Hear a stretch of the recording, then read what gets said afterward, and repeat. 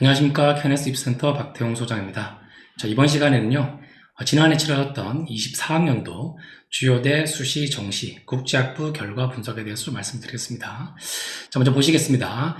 24학년도 지난해 치러진 국제학부 결과에 대해서 제가 간략하게 요약을 했습니다. 이화여대의 경우에는 특기자가 54명이고요. 미래인재 전형으로 스크랜튼 국제학부 자율전공이 25명 이렇게 선발하게 되어 있습니다. 우선 특기자 국제학부는 모집 단위가 54명인데 비해서 경쟁률은 4.13대 1이라서 상당히 낮았습니다. 자, 상당히 낮다는 근거는 뭘까요? 우리가 4배수 선발이기 때문에 4.13이면 거의 다 붙는다.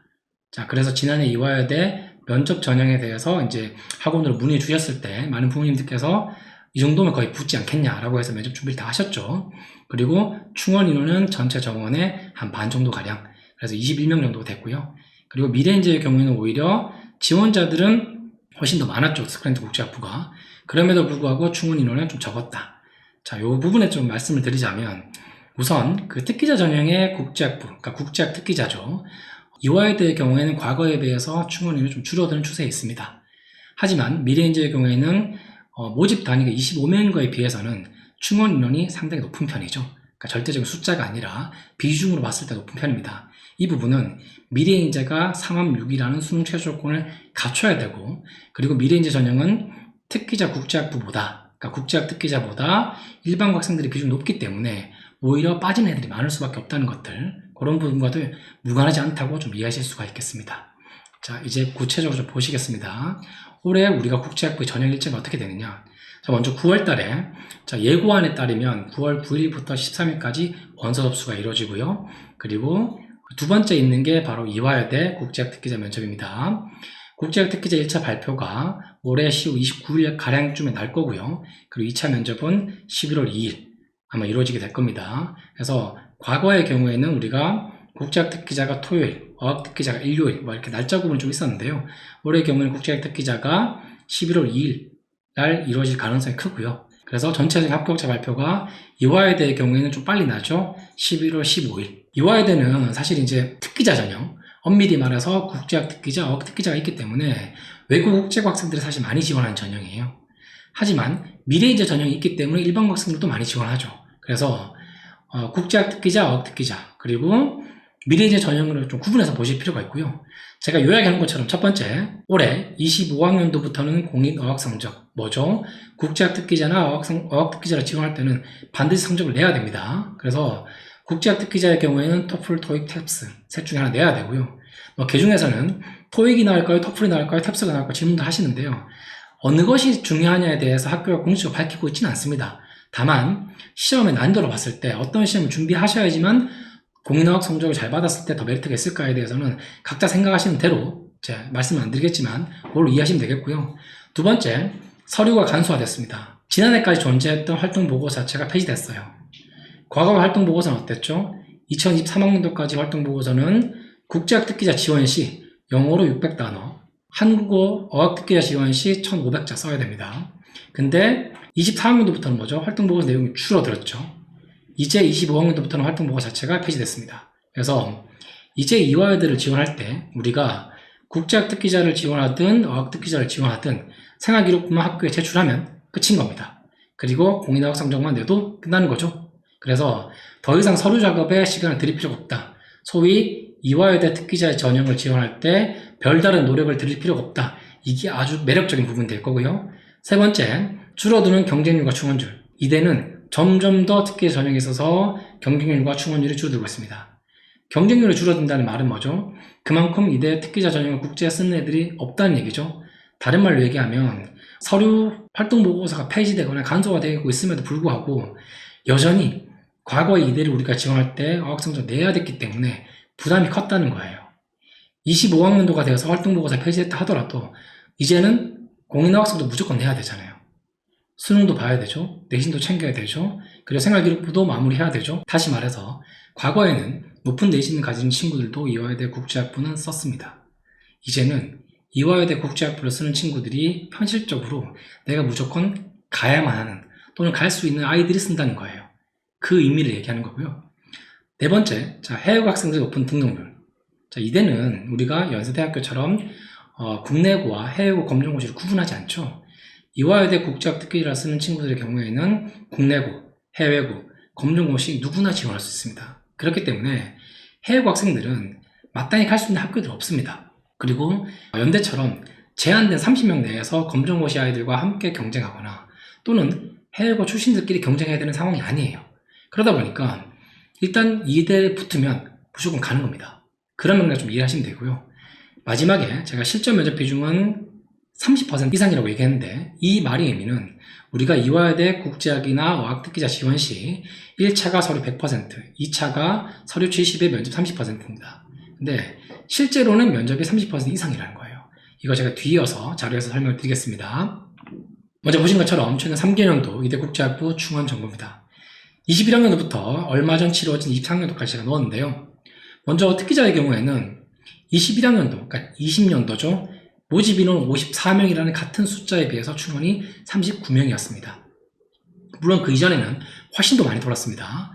근데 미래인재의 경우는 어떻죠? 15명 모집에 34명. 자, 54명 모집에 39명이면 100%가 안 되죠. 80%가 안 됩니다. 근데 미래인재의 경우에는 이 15명 모집에 34명이 합격했어요. 여기 미래인재의 경우에는 스크랜튼 국제학부 자율전공 얘기하는 겁니다. 그러면 특기자는 뭐죠? 정원의 70% 가까이가 충원이 됐지만 미래인재의 경우에는 100% 이상입니다. 이건 뭡니까? 미래인재를 쓰는 애들은 내신 조건이 돼야 되고 수능 최저도 맞춰야 됩니다. 그 조건이라면 다른 학교도 충분히 갈 수가 있는 거예요. 특기자 전형은 우리가 오로지 활동 보고서와 어학 성적을 가지고 면접을 보고 그걸 내는 거란 말이에요. 그러면 이대를 지원하는 특기자 학생들의 경우에는 어떻죠? 외국 국제고 비중이 높을 수밖에 없고 그렇다고 한다면 영어로 면접 봤을 때 혹은 해당 전공으로 면접을 본다고 했을 때 충원될 비중이 그렇게 높지는 않은 거예요. 비슷한 계열로 연대를 가거나 고대를 갈 수 있으니까요. 하지만 미래인재는 어떻습니까? 미래인재는 서류 100%로 선발하는 전형입니다. 그렇기 때문에 내신도 되고 수능 최저가 된다면 다른 학교로 갈 여지가 충분히 있는 거예요.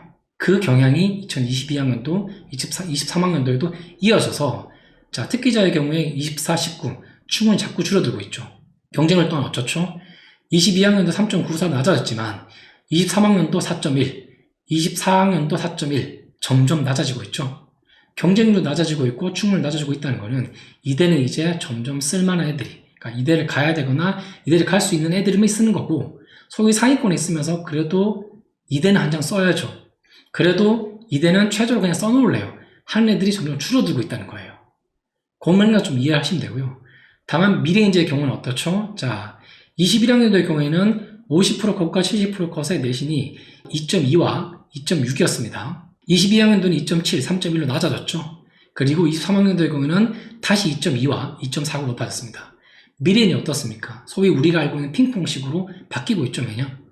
왜 그럴까요? 문과의 경우에는 스크랜튼 국제학부 섰을 때 그 정도 내신을 가진 친구라면 빠질 수 있는 기대가 많아요. 다른 말로 얘기하자면 2021학년도에는 다른 학교로 가니까 2.2고 2022학년도에는 다른 학교로 못 갔으니까 2.7까지 낮아진 거예요. 무슨 말이냐? 21학년도의 경우에는 미래인재 전형을 지원하는 학생들이 12대 9 정도가 되고요. 충분히 34명 정도 되다 보니까 이때 우수한 친구들은 소위 다른 학교로, 그러니까 비슷한 내신이라면 다른 학교로 갈 여지가 많기 때문에 34명이 빠진 거고요. 그리고 2.7, 2022학년도가 되겠죠. 이 경우에는 15명밖에 안 빠졌죠. 근데 내신이 더 낮았습니다. 이건 뭘까요? 과거에 비해 지원자도 줄어들고 그리고 이대를 지원할 만한 내신을 가진 친구들이 미래인재를 쓰기 때문에 내신은 낮으면서도 다만 충원을 적게 된 겁니다. 더 높은 내신이었다면 충원이 높아야 되겠죠. 그걸 의미하는 거예요. 다시 보겠습니다. 23학년은 어떻죠?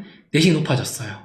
근데 충원을 더 적게 됐죠. 이건 또 왜 그럴까요? 이건 내신 조건도 조건이지만 이때는 수능이 어려웠어요. 그래서 우리가 수능 최저를 맞추지 못하는 친구들 때문에 충원율과 내신이라는 것들은 변동이 생길 수밖에 없고, 다시 말해서 각 대학별로 발생되는 충원율과 그리고 학생들의 내신 컷들은 결국 수능 최저라는 조건이 걸렸을 때 함께 움직일 수밖에 없다는 것들이라는 것들로 꼭 기억하셔야 되고요. 이게 우리한테 의미하는 중요한 시사점은 뭡니까? 내가 수능 최저 그리고 학교가 제시하고 있는 소위 내신 컷, 대학 어디가에 나와 있는 전공별 50% 컷, 70% 내신 컷과 그리고 충원 비율이라는 것들이 같이 움직인다는 것들 전체적인 맥락에서 보셔야 되는 거죠.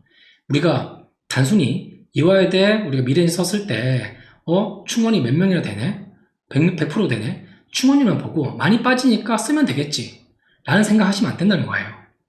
22학년도 우리가 특기자의 합격자 내신 분석을 좀 보겠습니다. 먼저 어학특기자의 경우에는 면접 대상자들의 서류 100점 환산했을 때 표준 편차가 15점 차이 나요. 무슨 말이냐? 자, 서류를 100점으로 환산했을 때 면접 대상자들의 평균 점수가 59점이었고요. 등록자들의 평균이 67점이에요. 근데 75%와 25% 그 사이에서 평균에서의 표준 편차가 15%나 돼요. 이게 무슨 말을 의미합니까? 표준 편차가 15점이나 된다는 거는 그 갭이 크다는 거죠.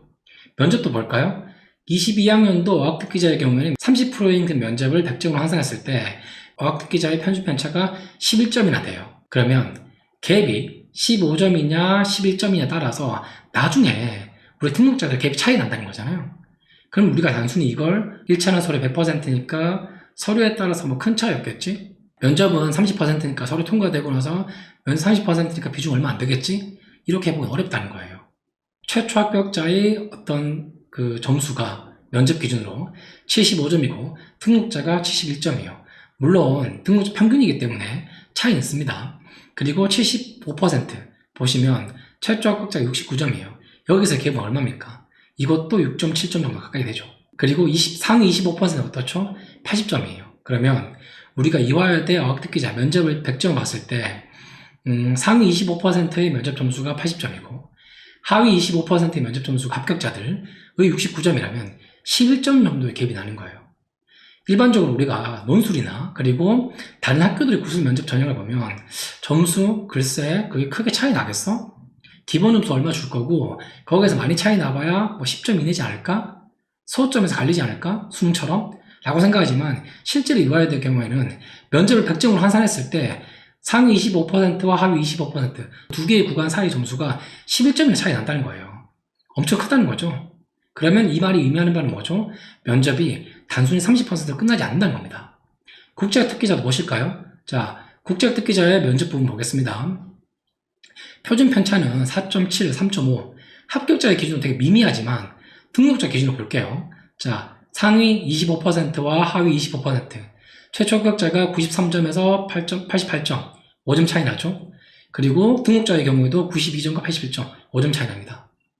우리가 단순히 국제학 특기자라고 해서 이 5점이 단순하다고 볼 수 있을까요?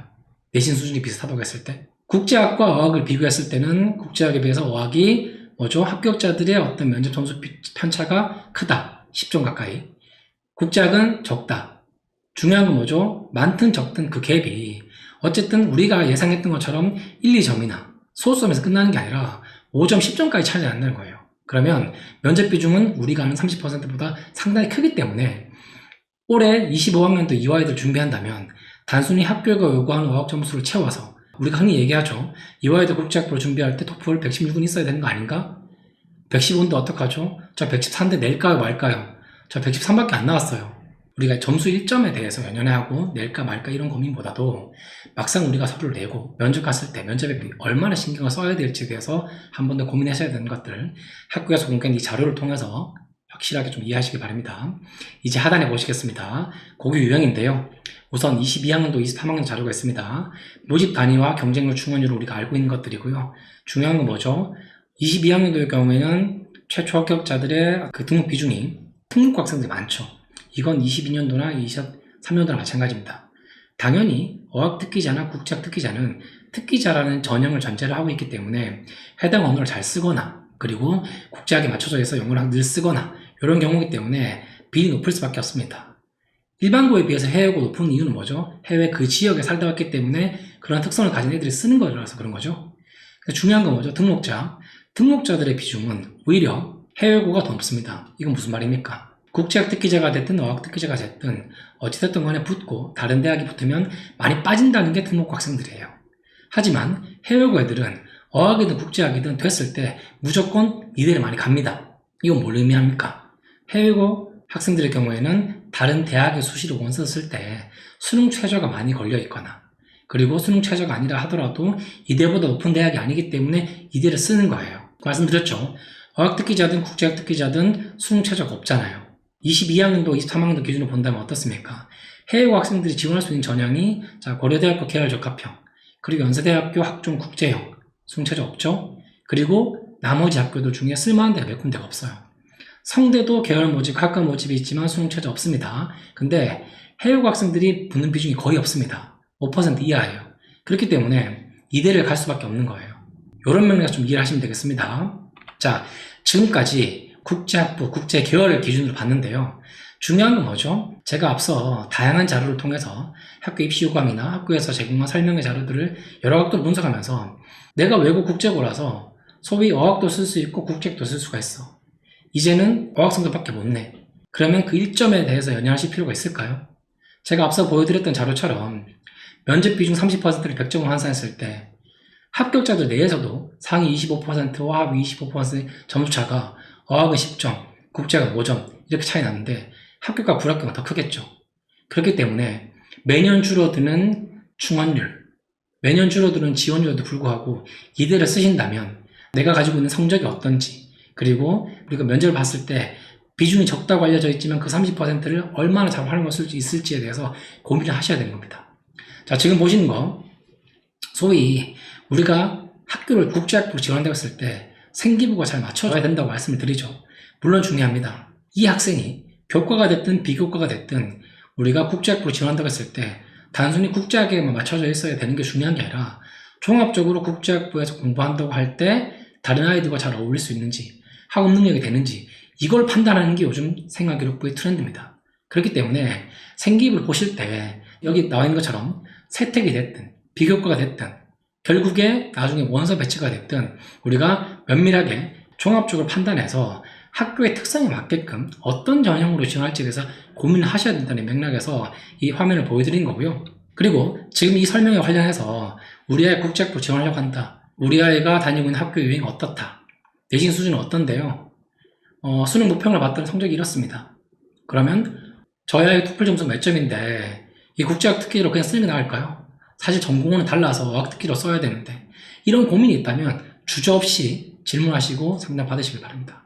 자, 이상으로 2024학년도 결과를 바탕으로 이화여대 국제학부에 대한 분석 설명회를 마치겠습니다. 감사합니다.